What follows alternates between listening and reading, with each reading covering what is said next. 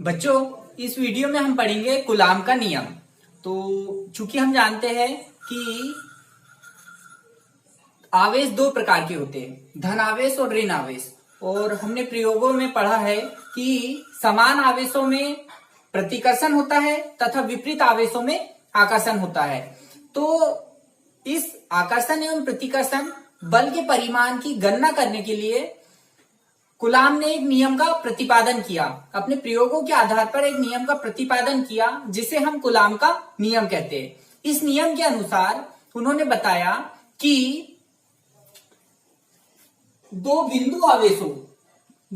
स्थिर बिंदु आवेशों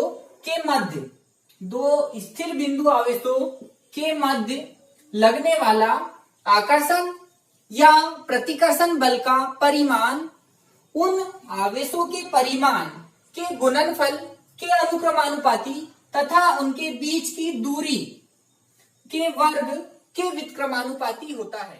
मान ले कि दो स्थिर बिंदु आवेश Q1 व Q2 एक दूसरे से स्मॉल r दूरी पर रखे हुए हैं। तब इन आवेशों के मध्य लगने वाला आकर्षण या प्रतिकर्षण बल का परिमाण F उन आवेशों के परिमाण के गुणनफल के अनुक्रमानुपाती तथा उनके बीच की दूरी हम यदि मान ले r है तो दूरी के वर्ग के व्युत्क्रमानुपाती होता है।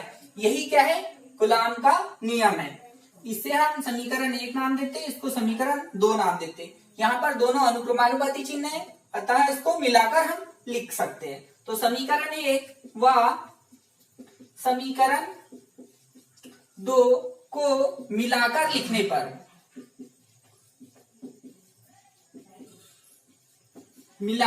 पर क्या हो जाएगा हमारे पास, F अनुक्रमानुपाती Q1 Q2 upon R²। अब चूंकि अनुक्रमानुपाती चिन्ह यदि हटता है तो यहाँ पर एक नियतांक आएगा। तो नियतांक हम लगाएंगे F इक्वल, नियतांक हम लगाते हैं small a Q1 Q2 upon R²।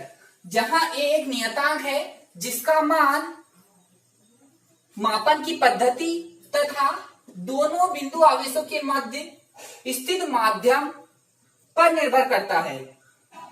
तो SI पद्धति में इसका मान, SI पद्धति में A का जो मान होता है वो होता है 1/4 पाई एप्सिलॉन नॉट होता है। तो ये मान यहां पर समीकरण 3 में रखने पर, तो समीकरण 3 में हम मान रख देंगे।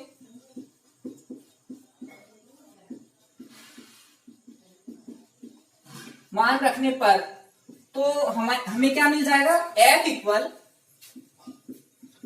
1/4 pi epsilon not Q1 Q2 upon R²।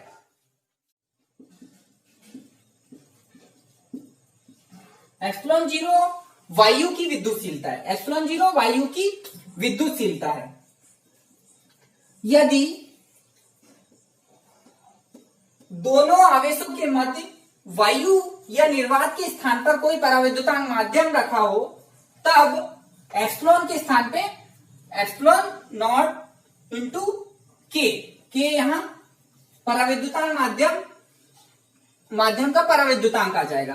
तो हमारे पास बल क्या आ जाएगा, देखो, यदि दोनों आवेशों के मध्य वायु या निर्वात के स्थान पर के परावैद्युतांक माध्यम होने पर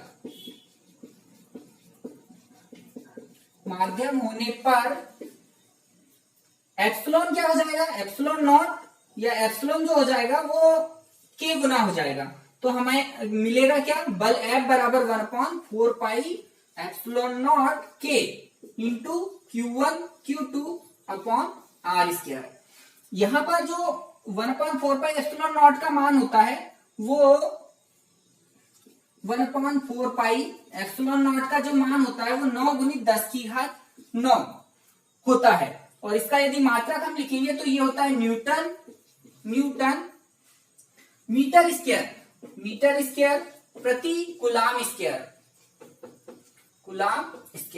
ये होता है। तो यदि ये मान हम पुट कर दे तो F हमारे पास बल आ जाएगा F इक्वल 9 गुणित 10 की घात 9 Q1 Q2 upon r square, और ये बल का मात्रक है तो न्यूटन। ये इस प्रकार से हमें एक बल प्राप्त हो गया। तो हम यहां इसको समीकरण नाम देंगे 4, इसे हम नाम देंगे समीकरण 5 और इसे हम नाम देंगे समीकरण 6। तो यहां पर हमें समीकरण 4, समीकरण 5 एवं समीकरण 6 यह कूलाम नियम के अनुसार बल है। आकर्षण या प्रतिकर्षण बल का परिमाण इन समीकरणों की सहायता से हम ज्ञात कर सकते हैं।